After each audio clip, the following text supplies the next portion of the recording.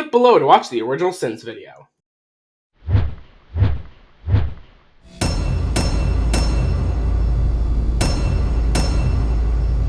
There are legends of people who start a movie sans narration. Tales have been told about these legends. I could tell you about them, but that would ironically have me commit the sin of narration. Mate, you already commit the sin of narration in every single one of your videos.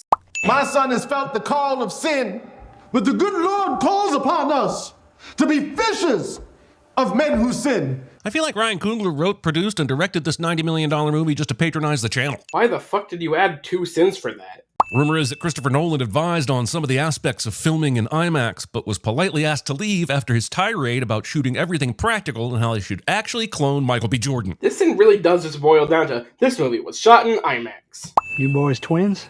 Okay, wait, hold on now, man. What are you getting at? You trying to say all twins look alike? That was actually really funny. Here's a sin off. Robbing a notorious gangster and being incredulous about the results. They didn't know it was his truck they were robbing, or even that the twins were back in town. Traveling, I don't know why the world I'm here. Well, damn, Miles Canton hitting home runs with his singing and acting chops during his freshman outing on the big screen automatically makes him a double threat to the sin counter. Yes, this sin is correct.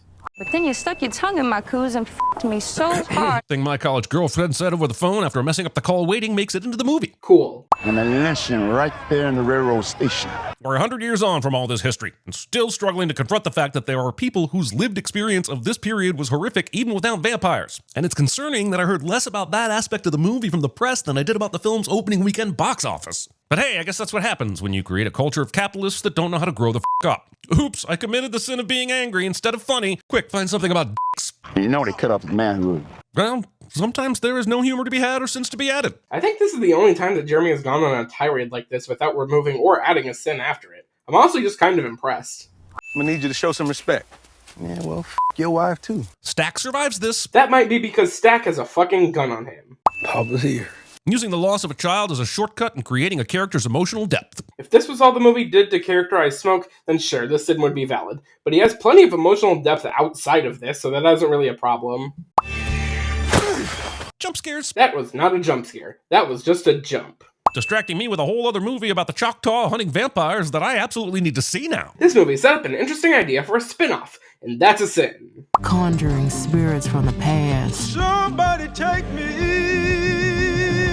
and the future. Okay, this one shot where we see the past, present, and future merging into the same place and time was a big, risky swing into the surreal. Love it or hate it, it's the kind of visual and sonic experience that pushes the medium forward, challenges the viewer, and makes movies worth watching. And on top of expressing the themes and symbols that the movie wants to drive home, it has warmed this sinner's heart. Sometimes Jeremy says stuff that reminds you that he actually does know a lot about and cares about movies. But also, this is the closest that Jeremy gets to making a sin about this movie's title, and that right there is just a missed opportunity. Perlene must have known she had an audience since she moaned his name right on cue. Jeremy apparently doesn't know what a name is. I'll be back soon, Slim! What exactly was the vampire's plan here? The ultimate goal is to get inside and turn all the other patrons, especially Sammy. And since Mary had gone out there to see if Remick and friends had enough money to make it worth the risk of letting them in, all she would have needed to do is go back in and tell Stack that they are loaded, and not so weird that they shouldn't be given a chance. Then Stack lets them in, and the Team Edward can be declared the victor. However, the easy win is thrown out because Mary got horny and hungry. Not saying I don't understand, just saying I don't understand. However smart the vampires in this movie are, they are pretty consistently painted as having a very intense desire to bite people and drink their blood as soon as possible, which often seems to override logic. So at least this movie has its own internal logical consistency to it. Sammy, this is not your fault. But he is the one who played so good that it summoned vampires, so it kind of is his fault. You have a very interesting definition of the word fault, considering that the only thing Sammy did was be good at music. Woman, this man showed me kindness. Employed me. Grabbed me out the field. Smoke doesn't point out that it was actually Stack who picked up cornbread in the field. Considering how these two are identical twin brothers, I can imagine that they are used to getting mixed up from time to time. What we been through. German trenches, Chicago gangways. Whatever makes boarding a boat in Chicago so dangerous that it can be compared to trench warfare. Chicago gangways don't actually have anything to do with boats. That refers to the gaps between buildings, which gangsters would use as escape routes during the Prohibition era, hence the name gangways. Never clear why Stack busts through the door even though his brother was getting the key to let him out. If these vamps could just be chill for like 5 minutes, they would have won by now. Again, that is very much the point. The vampires in this movie are very clearly shown to be bloodthirsty and irrational. This is basically like sinning a predator for not properly planning out how it's going to catch its prey. What's in the jar? Pickled garlic. These ain't haints. They're vampires. Annie went all in on a hunch and grabbed no weapons other than pickled garlic, even though there was no previous mention of vampires, and it works. Annie didn't have a hunch. She literally just grabbed the closest thing to her and used it as a weapon out of desperation. She didn't even realize it was garlic until after she had thrown it. Cursed to live here with all this hate. Can't even feel the warmth of a sunrise. To be fair, this just sounds like someone who plays too much League of Legends. Okay, I'll give you that one. Said the devil was coming on account of my music. So is the lesson here never be really, really good at something? Considering that earlier in this video, you tried to claim that the vampire's coming was his fault, this feels like the pot calling the kettle black. Also, if I were in this situation, I'd already have a clove of garlic jammed in each one of my orifices. Only one of them would even have anything to do with vampires. Cool. Come on in, you motherfucker!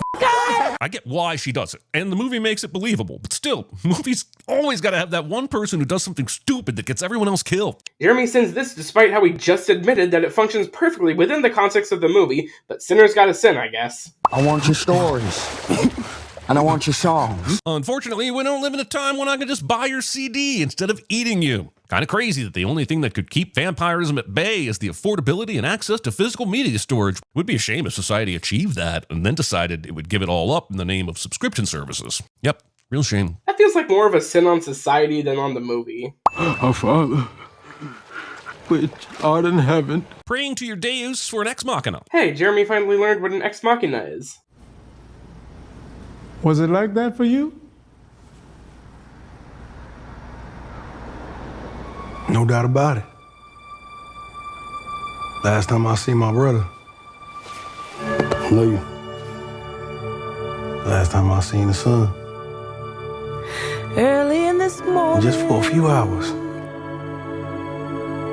It was free. No sins are removed for this line. Well, that was probably one of the best Cinemasins videos that I've seen in a long time, and if you thought my video was good, then why not leave a like and a comment and subscribe and do all of that other YouTube stuff, because it makes me feel good. Don't really have anything else much to say, so bye!